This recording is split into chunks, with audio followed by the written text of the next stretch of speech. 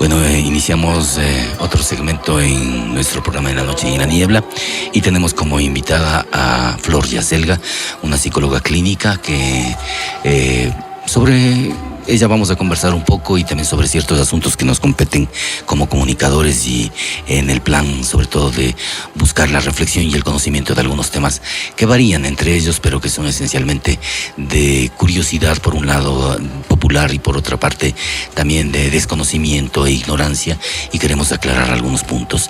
Empecemos. Flor, ¿de dónde nace Flor? ¿Dónde surge? ¿Cuál es su interés por la psicología? Y de qué manera aprovechas tu tiempo para estudiar esta carrera tan difícil para muchos y tan incomprendida para otros, pero tan vital para entender la naturaleza de nuestra psicología humana. Bienvenida, Flor.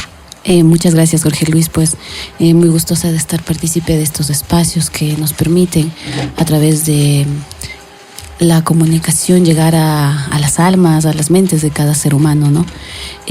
Bueno, mi formación es en el área de la psicología clínica.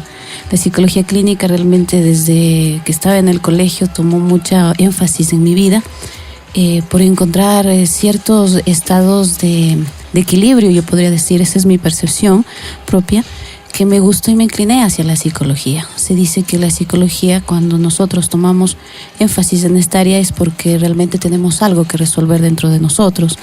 Y creo que sí, porque cada ser humano donde estamos buscando en sí encontrar nuestro propio sendero.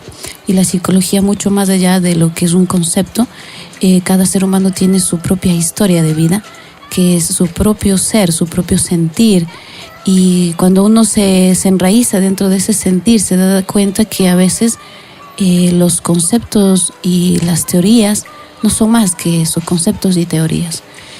Y que caminar dentro de esta existencia, llevando estos conocimientos y dar a conocer la realidad que cada uno necesita encontrarla, nos permite ser libres, porque ser psicólogo es también un proceso de servicio, de brindar apoyo y acompañamiento a aquellas personas que lo necesitan. Esta utilidad que tú nos explicas de la psicología también tiene que ver en ocasiones, sobre todo en la recuperación de la familia, como una forma de reconocimiento de uno mismo. Bueno, la psicología es una carrera demasiado amplia. Hablar del aspecto psicológico, estamos hablando del estado emocional, del estado psíquico del ser humano. Pero dentro de todo este estado psíquico, no solo en la psicología, sino dentro de la realidad del ser humano, tenemos que tener una vinculación saludable con nuestra familia. La familia es la raíz fundamental del equilibrio del ser humano, porque papá y mamá son la parte fundamental que nos han permitido establecer vínculos saludables o vínculos nocivos para que nuestras relaciones a futuro con nuestras parejas, familiares, amigos o trabajo puedan ser exitosas. Entonces todo el punto fundamental dentro de la sociedad tiene que ver la relación saludable que uno puede fomentar dentro de la familia. Cuando hablamos, por ejemplo, de este tipo de especialidades, si cabe el término, alrededor de lo que a la psicología le interesa ir descubriendo, ¿qué pasa, por ejemplo, con aquellas personas que, siendo jóvenes o a veces creo que no tanto de niños porque no se percibe tanto, pero el tema de la depresión, por ejemplo, cuando habemos personas ya adultas mayores o que están en una edad promedio de entre 20 y 40 años y sienten la depresión como algo que les afecta, como una enfermedad de la cual no pueden liberarse, porque tú hablabas también de un proceso de liberación que existe en psicología. ¿Cómo poder enfrentar un drama como la depresión? Bueno, mira, Jorge Luis, dentro de mi profesión no soy solo la parte psicológica, también tengo una formación espiritual. Mis procesos de acompañamiento a los pacientes es en el ámbito de 3 puntos fundamentales que siempre los tomo como partícipes o como la parte fundamental de todo esto, valga la redundancia, es la espiritualidad, la parte psicológica, que viene la emocionalidad, y la parte física. Entonces nosotros no podemos salirnos de esta trilogía, yo le llamo, porque el ser humano es integral, y no verlo simplemente como estigmatizarlo y darle una patología. Para mí todos los procesos que vienen atravesando los seres humanos es parte de su proceso de desarrollo de vida.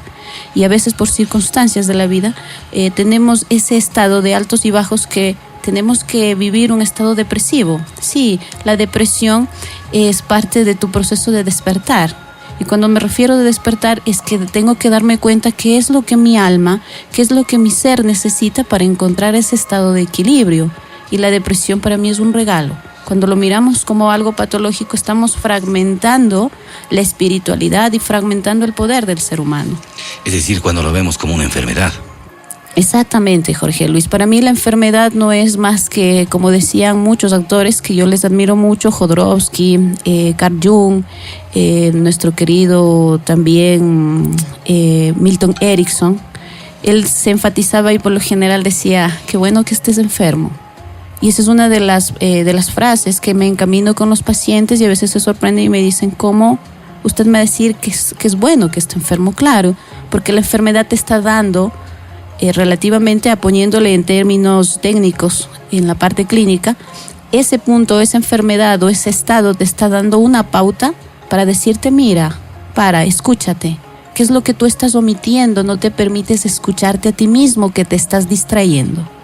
Entonces es un estado más de distracción del estado real de la vida, porque te sales de tu estado de equilibrio, no te permites conectarte con tu sentir, porque tenemos miedo a escucharnos. Esto es sumamente interesante porque aprendemos sinceramente de la existencia de la enfermedad como una parte de nuestra curación. Exactamente, la enfermedad no es más que un estado, es un hito para que tú encuentres tu liberación. Y hay que cambiar esos paradigmas. Ese es el nuevo estado de evolución de este tiempo de la medicina tradicional, contemporánea. Obviamente los colegas me pueden decir, no, se está saliendo de la parte clínica. Sí, la parte clínica es importante para ciertos procesos, pero dentro de esto hay que quitarnos de esos estigmas, porque cuando a ti te dicen estás enfermo, simplemente al escuchar enfermedad, tu mente cambia a un estado de frecuencia de energía y lo asimilas como parte de ti. Y te afecta. Y te vuelve más inmune. Exactamente. Entonces todo tiene que ver. O menos inmune. Exacto. Todo tiene que ver el estado de cómo tú recibes o receptas esa circunstancia vivida. Y cada circunstancia vivida es un aprendizaje que debemos aprender a tomarlo como un camino para redireccionar nuestro sendero y escucharnos internamente y preguntarnos ¿qué es lo que tengo que aprender de esta experiencia vivida? Exacto. Esa es precisamente la inquietud que traía y sobre todo hacer entender a la gente que cuando uno sufre de determinada enfermedad o patología, tiene también un vínculo espiritual. Cuando hablamos, por ejemplo, de nuestra relación con los padres, con nuestros abuelos, con nuestros ancestros, con tíos abuelos, etcétera, parece que tuviéramos una especie de nexo que a veces repetimos, y ese nexo implica el copiar, el imitar cierto tipo de actitudes, comportamientos que venimos trayendo desde familia, ¿no? ¿Hasta qué punto esto es liberador y hasta qué punto esto es también parte de un aprendizaje o enseñanza acerca de cómo uno poder evolucionar espiritualmente? ¿Sabes qué, Jorge Luis? Nosotros venimos llevando ciertas cargas o ciertas creencias o ciertos paradigmas estructurados por nuestros ancestros. Incluso Carl Jung dice que nosotros cargamos con nuestra herencia psíquica que viene desde generaciones atrás y eso está fragmentado dentro de nuestro inconsciente colectivo. Que este inconsciente colectivo ha permitido, en cierta manera, estandarizarle y estructurarle al ser humano de en otro aspecto. Entonces, este tipo de conductas a veces no somos conscientes. Nosotros no solo heredamos el aspecto del color de ojos de nuestros padres.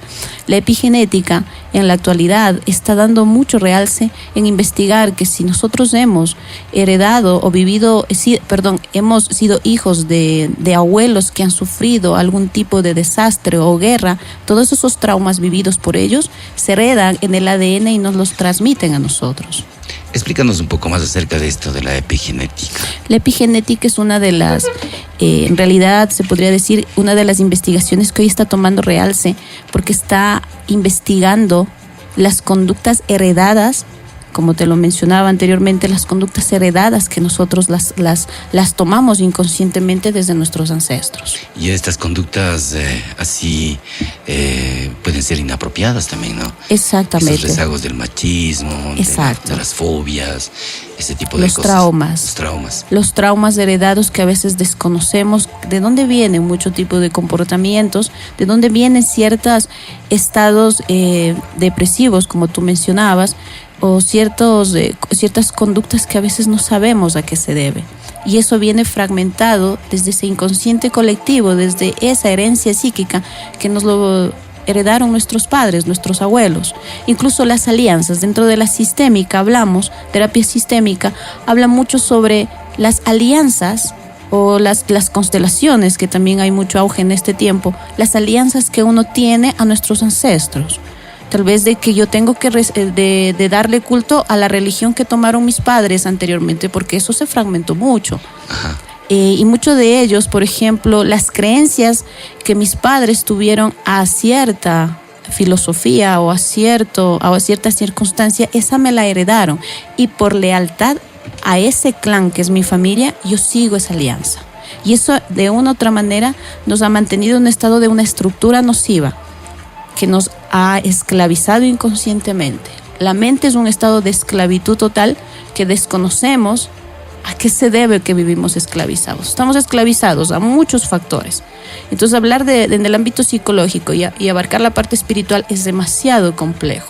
Pero para ser muy simples, yo lo que podría decir es de que hay que vivir el momento presente.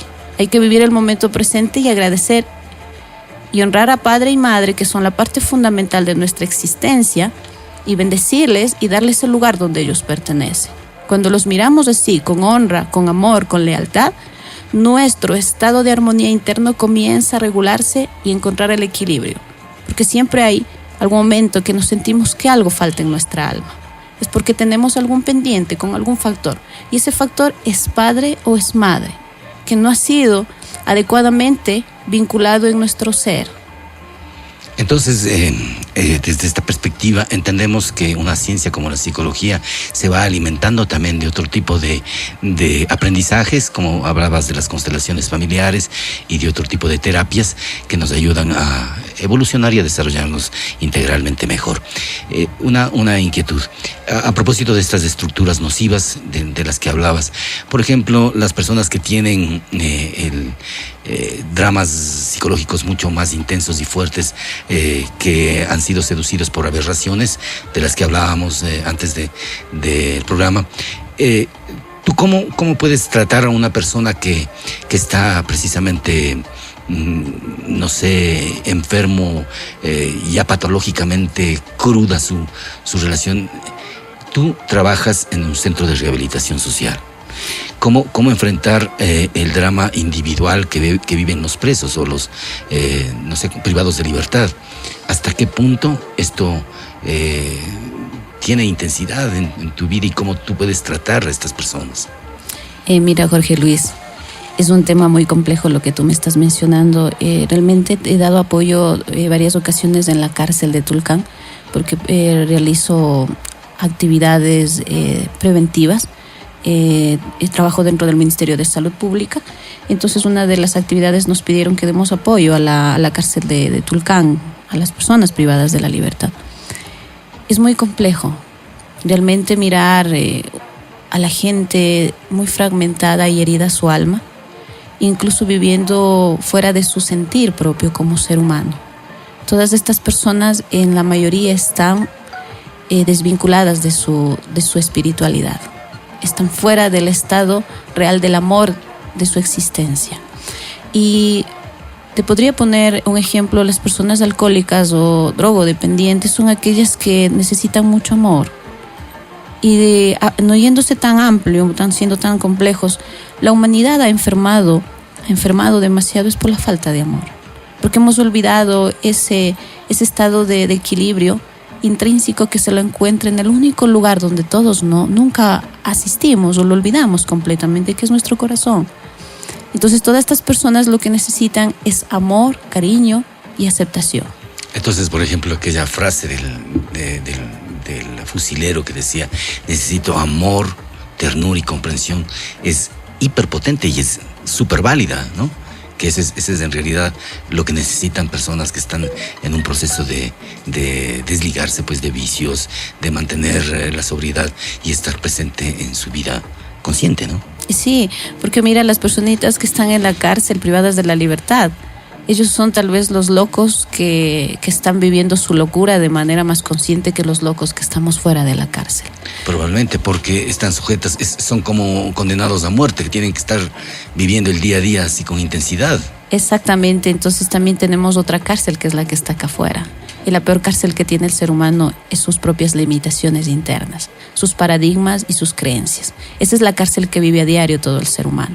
Entonces, este tipo de personas no han conocido el amor, lo que es, ni lo conocen, y mucha gente desconoce y se pone en el estado de que el poder es lo único que me da amor. Y una vez escuchaba de que ya estamos cansados de las frases de que el amor es la píldora para sanar. Entonces, ¿por qué no ni siquiera nos escuchamos a nosotros mismos cómo estamos en nuestro corazón? Ni siquiera tomamos un momento, una pausa para darnos un abrazo y mirarnos desde el alma, mirarnos a los ojos, porque tenemos miedo a desvestirnos. Lo que me acabas de decir es sumamente inquietante porque al no mirarnos del alma y al no reconocer al amor como una fuente de conocimiento, nuestra voluntad realmente se quiebra, porque no tenemos la decisión de transformar la realidad en base al amor, sino disponer la existencia según lo que venga o según las circunstancias, ¿no? Exactamente, lo que hacemos los seres humanos es coexistir, no existimos. Y nos levantamos todo el tiempo en la mañana es para trabajar, para tener un dinero, pero nunca nos damos un tiempo para amarnos, para compartir con las personas que tenemos a nuestro alrededor, porque el único regalo que podemos agradecer día a día es la vida y a las personas que tenemos cerca.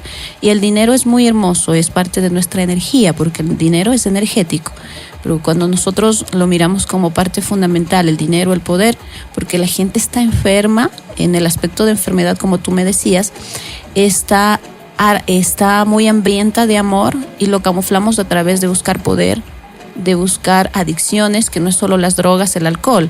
Simplemente eso es una parte de lo que existe en esta sociedad. Hay gente que está adicta al dinero, al trabajo, está adicta a la vida social, a la apariencia, a la parte económica. Entonces todos vivimos un tipo de adicción. ¿Por qué razón?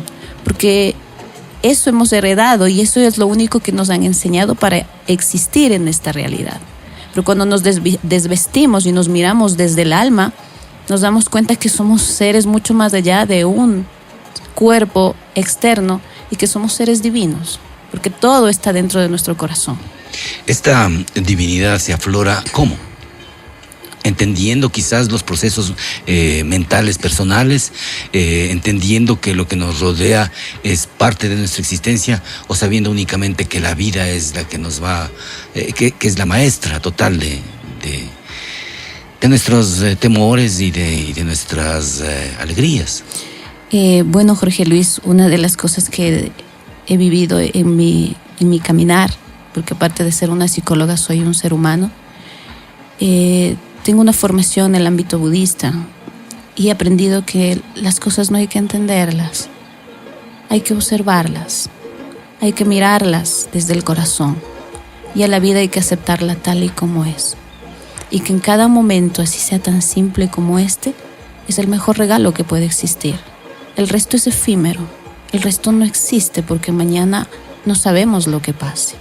Y cada momento es un aprendizaje, cuando lo miramos desde el alma, cuando nos observamos a través de observarlo al otro. Y eso es un proceso que poco a poco lo va descubriendo uno mismo y lo puede vivir, y lo vive. Sino que no somos conscientes, estamos dormidos, estamos cegados y solo escuchamos el debería, no el sentir de lo que mi alma quiere para liberarse de estas ataduras. Esto es bastante simbólico porque en el mundo existen tantas enfermedades cuantas personalidades existen, ¿no? Pero sobre todo para aquellas personas que tienen que lidiar con niños especiales. No me refiero concretamente a los niños con discapacidad, sino, por ejemplo, a veces hay algunos niños o niñas que son índigo, que a veces tienen problemas como la depresión, o sintonizan con amigos imaginarios, o tienen una vida casi paralela a su familia y no se integran debidamente. ¿Cómo un padre o una madre puede insertarle a su hijo o hija en este tipo de reconocimiento de la realidad y poder ayudarnos mutuamente, tanto padres e hijos, abuelos y nietos? Mira, Jorge Luis, se habla de que nosotros simplemente somos espejo, reflejo del otro. Y una de las vértices, podría decir, para cuando yo observo una familia con un niño, el niño simplemente es el chivo expiatorio, le llaman los sistémicos, el que da el síntoma del estado como está esa familia. Uh-huh. Nada más. El niño es una parte refleja de lo que los padres no quieren mirar, de que lo que los padres no quieren observar. Entonces este niño simplemente está dando un hito para que tomen pausa y se observen. Y el niño es un regalo. Cualquier circunstancia que tengamos un hijo, todos somos el regalo de un amor perfecto. No hay amor o desamor. Todos somos un regalo perfecto porque todos somos un niño. Y estos niños obviamente lo que necesitan es que papá y mamá estén con ellos y les den amor, en cualquier circunstancia que estén, porque el niño está todavía en un estado de vinculación amorosa consigo mismo, y su estado de conciencia es más despierto que el adulto, porque el adulto está muy condicionado por el mundo externo, por la parte económica, por la parte laboral, por la parte social e incluso por la parte cultural. Entonces el niño está más vinculado a un estado interno, intrínseco. El ser humano adulto está más con el dolor. Entonces ahí es lo que el niño, simplemente yo les digo a los papitos, su hijito le está diciendo: mamá, para y por favor escúchame un ratito, que yo también quiero que me mires y me ames. Tú hablabas de la escuela budista, y Buda tiene una frase que es bastante compleja, pero a veces no es comprendida, cuando dice que el dolor es inevitable, pero el sufrimiento es opcional, asumiendo también que el sufrimiento es conocimiento, ¿no? Entonces, ¿en qué momento nosotros asumimos precisamente el sufrimiento cotidiano como parte de nuestras vidas? Bueno, mi maestra Janet, que es una monje budista, en los retiros, justo en el mes de junio, estuve con ella, y muchos de estos puntos hablamos en la formación cuando estamos en los estados de meditación, y se habla mucho al estado de compasión y aceptación de la vida. Y Buda fue un ser iluminado. Muchas personas le miraron como un dios y lo siguen teniendo como un dios. Buda es un estado de conciencia nada más, despierto, que él encontró el estado de buedad, el estado de equilibrio total con el cosmos y con la existencia. Y él hablaba del sufrimiento porque la humanidad sufre. Una de las causas fundamentales de esta matriz, de esta existencia, es el sufrimiento. Todos tenemos problemas, todos tenemos conflictos, todos tenemos algo por resolver. Algunos lo tomamos en serio, otros pasajero, otros demasiado lo asimilamos y no nos soltamos de él, pero eso es parte del ser humano.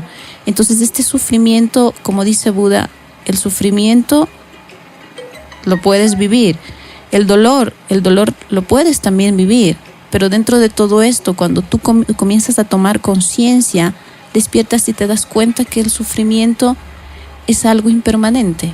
En el budismo hablamos de la impermanencia. El fondo es la forma es el fondo. Y si tú coges un vaso de agua y lo botamos al suelo, deja de existir. Y el agua se expande. Entonces, esta es parte de la existencia. El momento es presente, pero este momento también es un pasado.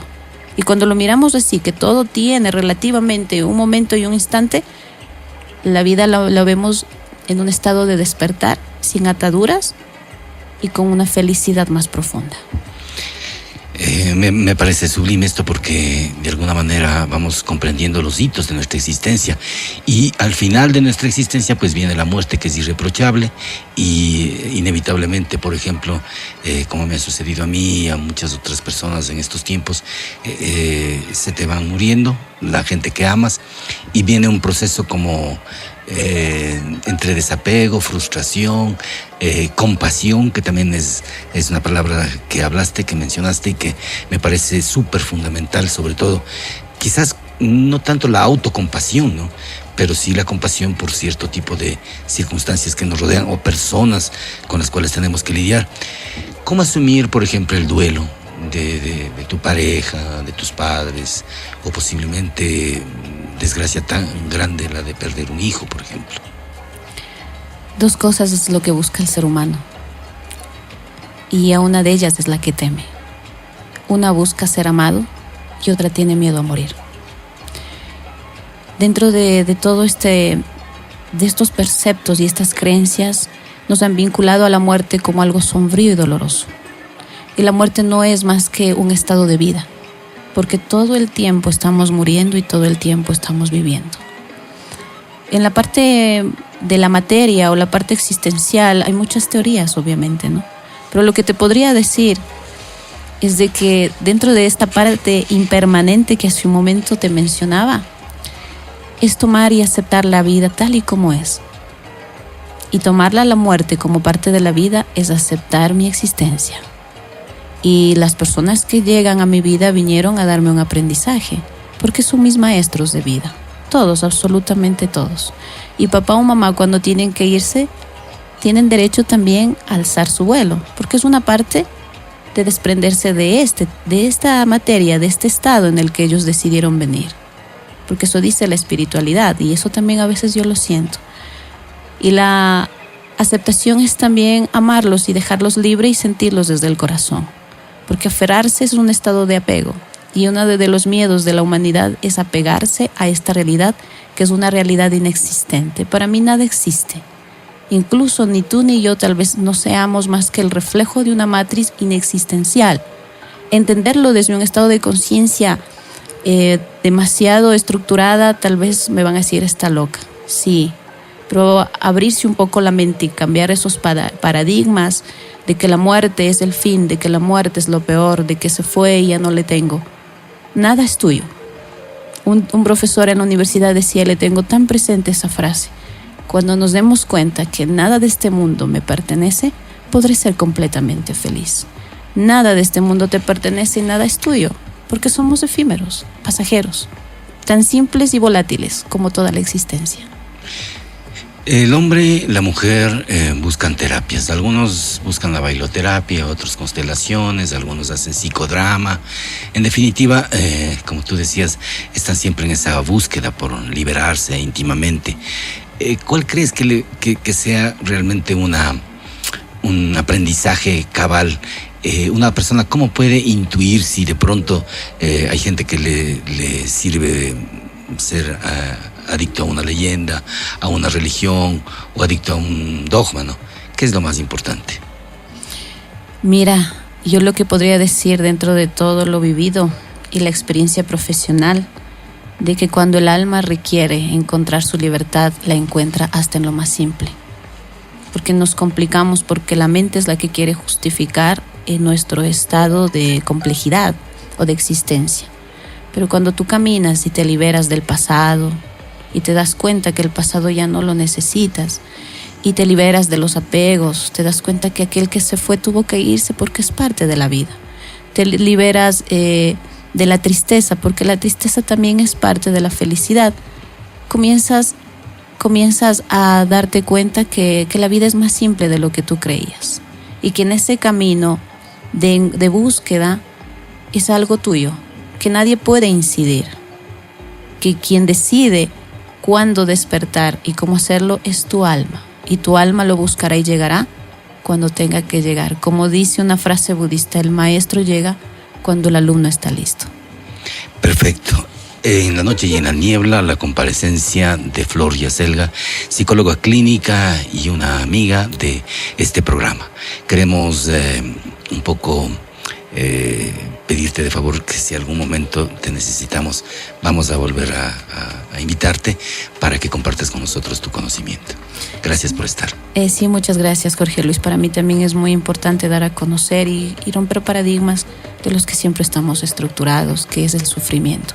De mi parte te quiero agradecer a ti y a este espacio y a los radioescuchas, pues lo único que quisiera hacerles llegar es un mensaje, que el único día que existe es hoy, y que si tienen algo pendiente, pues suéltenlo y libérenlo y comiencen a amarse tal y como son, que el mejor regalo de este día son ellos mismos. Muchas gracias. Volvemos en La Noche y en la Niebla en breves instantes.